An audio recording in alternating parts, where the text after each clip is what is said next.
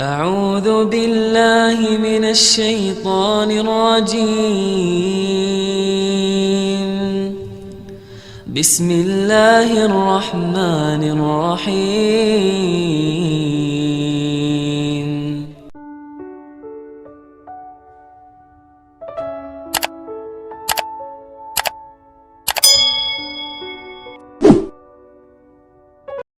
Assalamualaikum warahmatullahi wabarakatuh. Alhamdulillah rabbil alamin. Alhamdulillah wa kafa. Wassalatu wassalamu ala rasulillahi mustafa wa ala alihi wa sahbihi ahli sidqi wal wafa.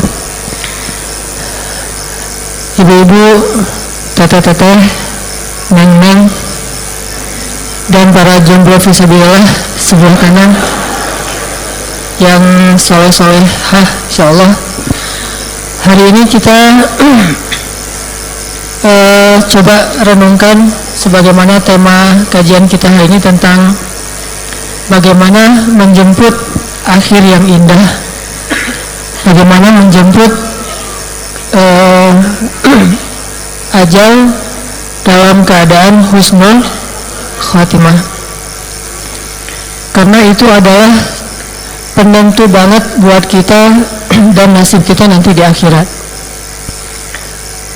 Jadi kalau misalnya selama hidup kita serius beramal solih, tapi kita gak serius untuk memikirkan akhir hayat kita, bisa jadi semua amal solih kita sepanjang hidup, kalau akhir hayatnya dalam keadaan pas lagi drop-dropnya iman, maka nanti keadaan kita di akhirat itu seperti di akhir hayat kita, bukan seperti sepanjang hidup. Artinya keadaan kita di akhirat sangat ditentukan oleh keadaan kita di akhir hayat. Itulah penentunya.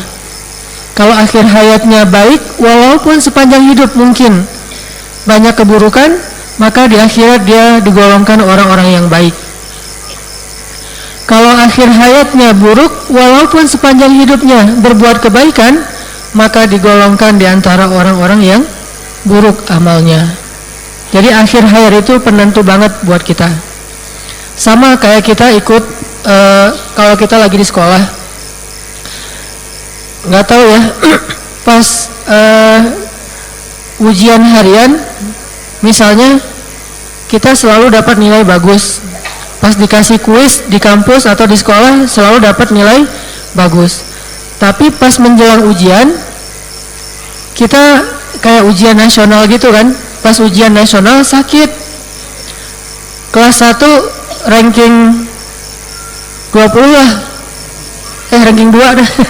Kelas 1 ranking 2, ranking 1, ranking 2, ranking 3, pokoknya 3 besar aja. Sampai kelas 3 atau sampai kelas 6 kalau anak SD. Tapi pas ujian nasional sakit, jadi nggak belajar. Akhirnya dia paksain ikut ujian dalam keadaan meriang. Dia jawab asal-asalan karena kepalanya juga pusing.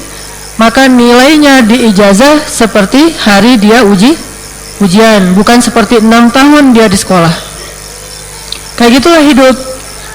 Hari-hari itu kita ibadahnya bagus, sholatnya tepat waktu, puasa alhamdulillah nggak bohong, taraweh sering walaupun masih sendiri gitu kan. Buka puasa juga masya Allah sunnah banget, korma walaupun belum disuapin masih makan sendiri gitu. Sahur juga masih sendiri tapi insya Allah sahur terus gitu kan, sahur berkah nih. Begitu akhir hayat berubah. Akhir hayat justru misalnya diuji dengan sakit yang parah, terus nggak sabar dengan sakitnya. Ada teman godain dia, bilang tuh ada kayak orang pintar gitu, kalau berobat ke sana dipindahin tuh penyakit dari tubuh kita ke hewan katanya. Dan banyak yang udah berhasil. Kamu tinggal bawa maharnya, ayam putih, ayam hitam, dan beberapa pernak-pernik lah. Karena dia udah nggak sabar dengan sakitnya, dia berangkatlah ke orang pintar, dukun. Dan pulang dari sana entah sembuh entah enggak, pokoknya dalam waktu 40 hari amalnya ditolak. Dalam waktu 40 hari. Dan kalau itu ada syiriknya berarti dia sudah musyrik. meninggallah dia dalam waktu 40 hari itu berstatus musyrik, semua amal dia sejak dia balik gugur semuanya. Berarti kan yang nentuin akhirat kita akhir hayat, bukan sekarang. Walaupun sekarang kita nggak tahu kan, bisa jadi hari ini akhir hayat kita, besok dan seterusnya, sehingga terus beramal soleh. Cuman jangan bangga dulu kalau kita belum menutup usia, karena penentuannya justru ketika detik-detik ajal. Itulah penentuannya. Dan juga jangan suuzon kepada teman-teman kita yang mungkin belum hijrah, yang mungkin belum dapat hidayah, yang belum taubat misalnya. Apa ini? Masuk TV?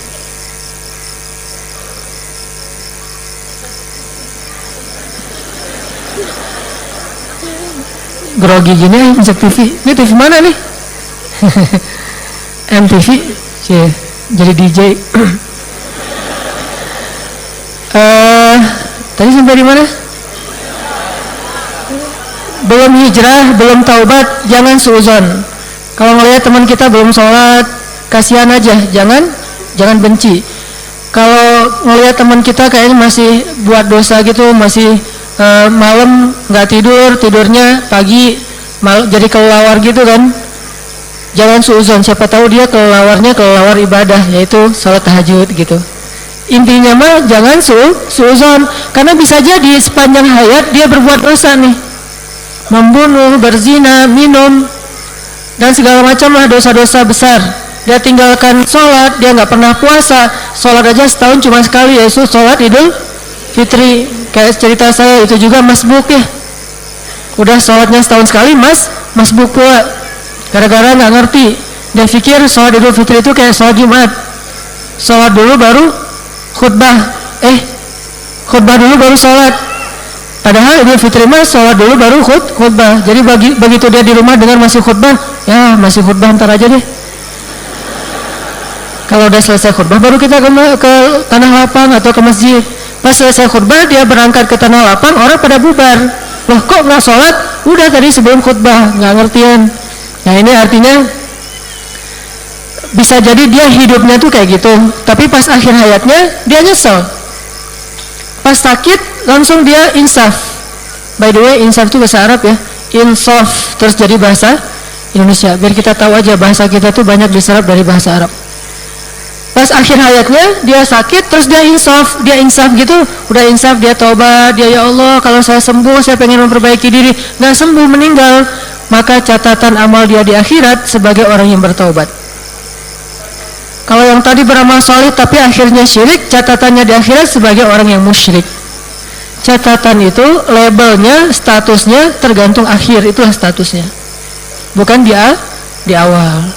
Makanya kita selain belajar beramal soleh secara daily per hari, kita coba belajar juga mempersiapkan gimana caranya mudah-mudahan akhir hayat kita itu benar-benar akhir hayat yang terbaik.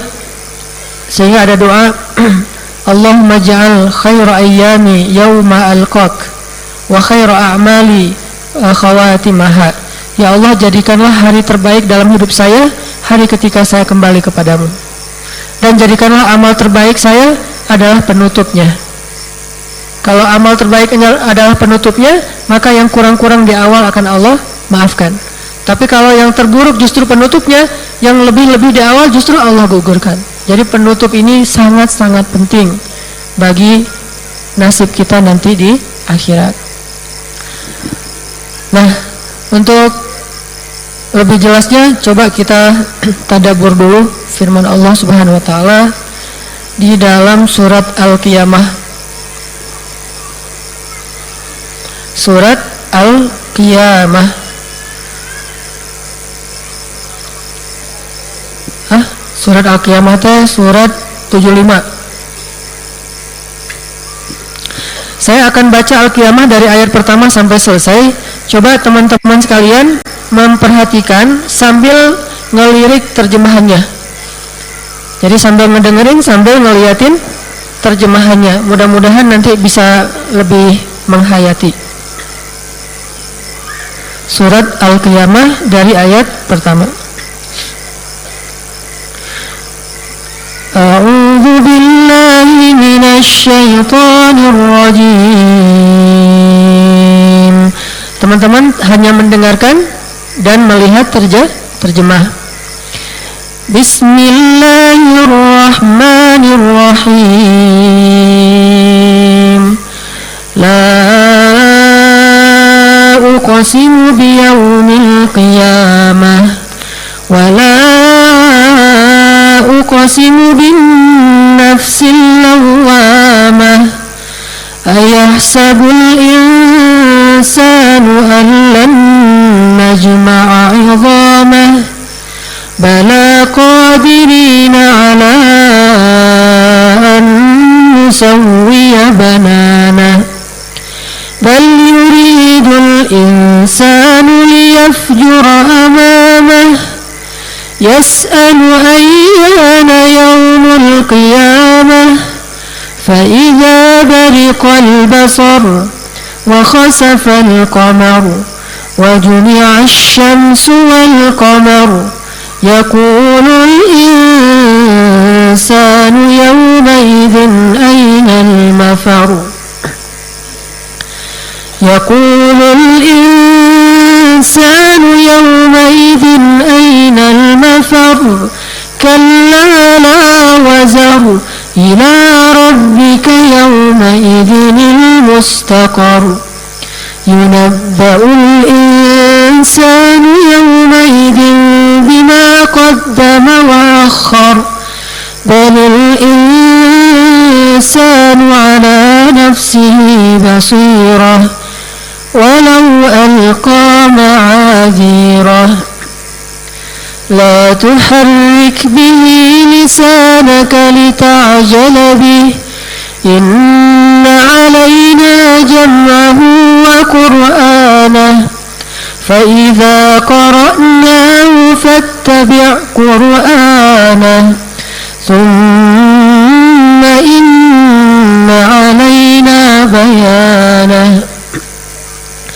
كلا بل تحبون العاجلة وتذرون الآخرة وجوه يومئذ ناظرة إلى ربها ناظرة ووجوه يومئذ باسرة تظن أن يفعل بها فاقرة كلا إذا بلغت التراقي وقيل من راق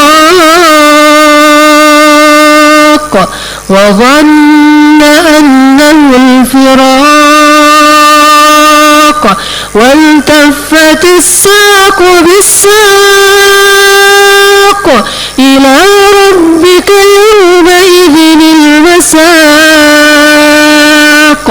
فلا صدق ولا صلى ولكن كذب وتولى ثم ذهب إلى أهله يتمطى أولى لك فأولى ثم أولى لك فأولى أيحسب الإنسان أن يترك سدى ألم يكن طفة من مني يمنى ثم كان علقة فخلق فسوى فجعل منه الزوجين الذكر والأنثى أليس ذلك بقادر على أن يحيي الموتى Sadaqallahul Azim. Bapak Ibu teman-teman yang dirahmati Allah Subhanahu wa taala. Surat Al-Qiyamah ini menjelaskan tentang perjalanan akhirat kita secara singkat. Salah satu adegan yang paling luar biasa adalah adegan yang disebutin di ayat 26. Kalla idza balagatit taraqi wa qila man raq wa dhanna annahu al-firaq wal taffatis saqu bis-saq ila rabbika yawma idinil masaq. Apa artinya? Sungguh apabila nafas seseorang telah menyesak sampai ke kerongkongan. Nah, ini adalah adegan-adegan yang menentukan nasib kita nanti di akhirat.